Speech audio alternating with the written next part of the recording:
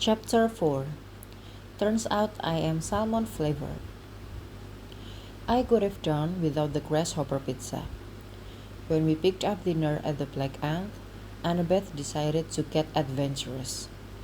Along with our usual enchilada and tacos, she ordered the tilayudas, basically beans, cheese, and spicy grasshoppers baked until on a large tortilla. They are really good, she assured me. And back protein is way more sustainable than other meats. Grover's a vegetarian, I reminded her. I got him mushroom tacos. I am also considering becoming a vegetarian, at least for tonight. Oh, stop, she said. You need to try new things. Besides, we should eat something special for our first night at Higate's. I shut up and decided to count my blessings that the Black Ant didn't over eye of newt enchilada. We collected our bagful of mushroom and grasshopper entries, then headed uptown to Gramercy Park. I'd never spent much time in that neighborhood. It kind of screamed, rich people live here. Move along, Percy Jackson. Rows of elegant brownstones and fancy apartment buildings faced a leafy rectangular park, which was surrounded by a black wrought iron fence to keep out the riffraff. From what I'd heard, you could only get into the park if you owned one of the surrounding residences, which granted you a key to open the gates. I guess that made the area attractive to billionaires. They could boast about having a Gramercy Park key if they got tired of boasting about the sports teams or private jets they owned. Personally, I didn't get the appeal. Manhattan has hundreds of perfectly good public parks that are a lot bigger and free. Maybe that's why I'll never be a billionaire. I figured it would be easy to find Higate's house. Gramercy Park West is only a block long. Even without knowing the house number, all we had to do was stroll down the sidewalk looking for a place witchy enough to be the goddess' secret lair. We passed the manse twice before we spotted it. The whole facade was an optical illusion.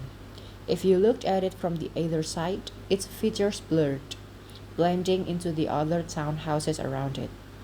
The mansion only revealed itself when you looked at it dead on. Despite the clear evening, a layer of fog hung over the narrow front yard. Tendrils of mist curled through skeletal white bushes in the garden.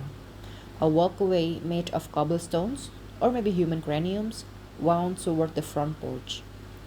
The townhouse itself was a 5-story patchwork of weathered granite slabs, literal tombstones, some with the names and dates of the deceased still visible. Crouching gargoyles leered down at us from either side of the gabled roof. Black cast iron filigree framed the windows, ran across the railing of the second-floor balcony, and spilled down either side of the main entrance like a mourning shawl made of metal lace. If Hikate wasn't renting this place out for funerals and god mitzvah, she was missing out on big bucks. Okay, you're right, I told Annabeth. This is already a perfect haunted house. See? Annabeth stepped back and studied the roofline. I bet those gargoyles come to life. Not taking that bad. My fingers twitched. I was tempted to grab my pensword from my pocket, but I didn't think it would do me much good. If Hike decided to attack us with gargoyles, tombstones, or evil shrubbery, well, it was her front yard. She could do what she wanted. I remembered my mom's unsettled expression when I'd mentioned Gramercy Park. She was one of the rare mortals who could see through the mist. I wondered if what happened to her down here had anything to do with this half-invisible mansion. You okay? Annabeth asked. Look, you don't have to eat the grasshopper till I do this. It's not that, I said. It's just... I struggled to complete the thought. I had a bad feeling. I wasn't sure why. As usual, my ratio of answers to bad feelings was way out of balance. Before I could find words, I heard the clopping of hooves on pavement.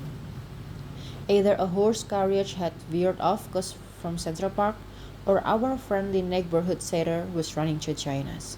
Hi, Grover said breathlessly.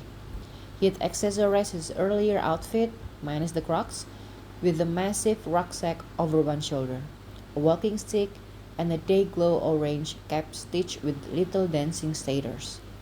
I would have thought he was going on a camping trip, but since Grover lives in the nature, I guess this was how he geared up for a week in the city, exploring the great indoors. I got bedrolls, a kerosene lantern, snacks. Hold on, I said.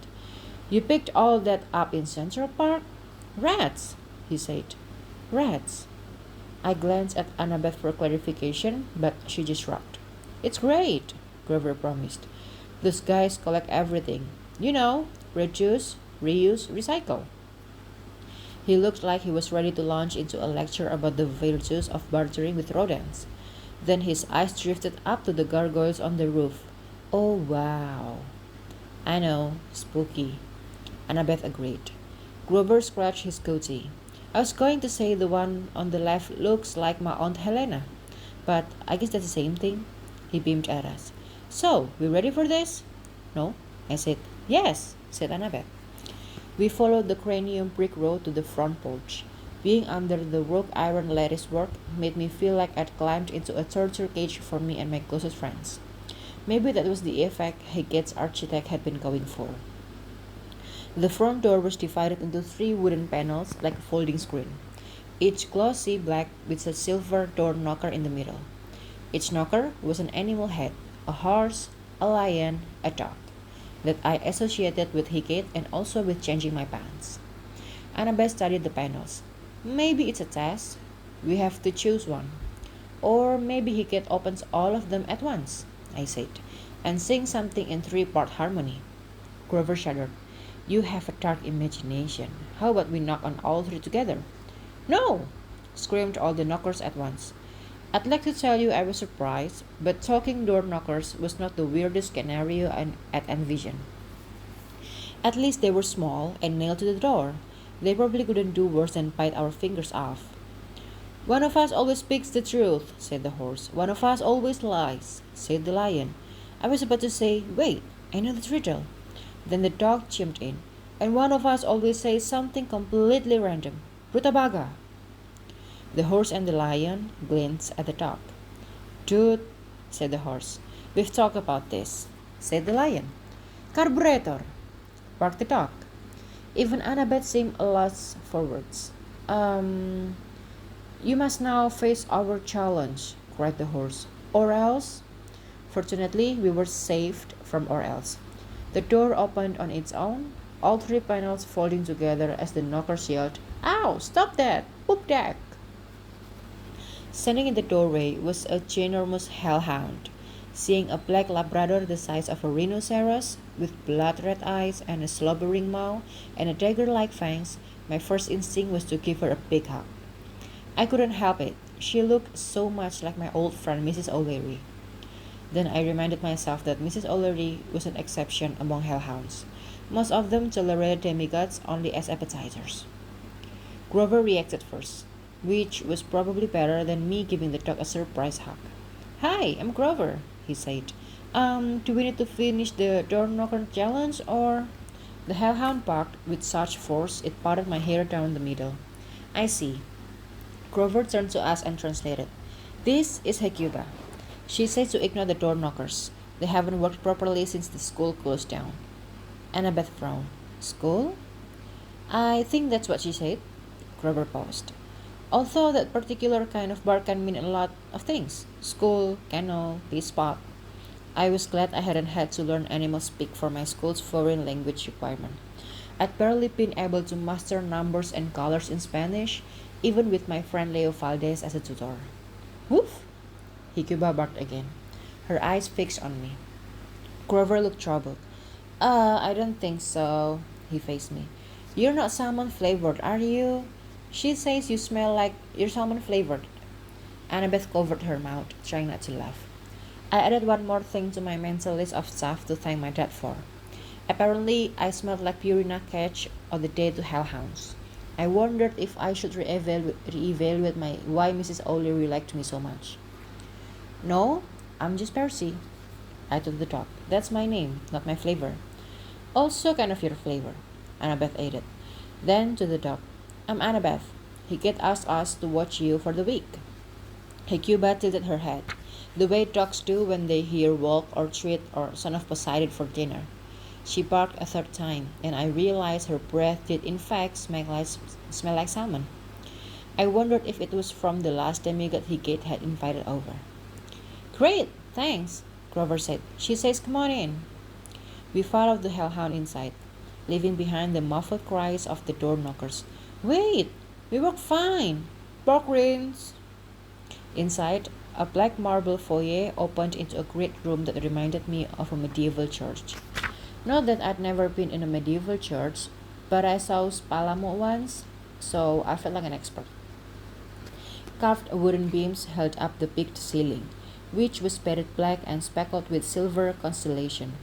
Stained glass windows lined the walls on either side, despite the fact that the townhouse was wedged up against other townhouses, so there wouldn't have been any side windows. In the corners of the room, more stone gargoyles squatted on columns. Hanging from the central rafter was a massive candelabra, an iron wheel with lit candles that looked like it would really hurt when it eventually landed on me. I found that the more something could potentially hurt, the more likely it is to happen. And no, I'm not going to dwell on how depressing that is. Persian rugs covered the gray stone floor, all embroidered with scenes of tortured spirits. Four straight-backed mahogany benches faced the far end of the room, where a dais was set up with a lectern and a grand piano. Above that, affixed to the railing of wrap-around staircase, was a cross-pair of unlit torches. It was kind of room a cat would design. Grandiose, impractical, and uncomfortable, like Hecate had thought. This is probably how humans live, right? Sure. I couldn't imagine spending 4 nights here without developing an anxiety disorder. Unfortunately, that was my quest. Bummer. The hellhound padded over the dais and barked. A smaller animal, who'd been curled up asleep on the lectern, lifted its head. Judging from its noodle-like body, triangular face, and the mass of black fur around its beady eyes, I guessed it was a polecat. It yawned, stretched, and then farted with a sound like air being pinched from a balloon. Hi! Grover strolled up to the fireman with a total disregard for toxic fumes. I'm Grover. How do you do? I wouldn't have offered my hand to the polecat. It had pointed teeth. Nevertheless, the polecat stood on its hind legs and extended one dainty paw, shaking politely with Grover. Then it farted again, because etiquette. Gale? Grover asked. I seriously hoped he wasn't translating the polecat's flatulence. That's a lovely name. These are my friends, Annabeth and Percy. Before I could say anything like hello or what in the gods' names have you been eating, the smell hit me. My eyes watered. If I was going to spend a school week with Gale, I'd need to go shopping for deodorizers. Maybe I could tie a new car-scented air freshener to her tail.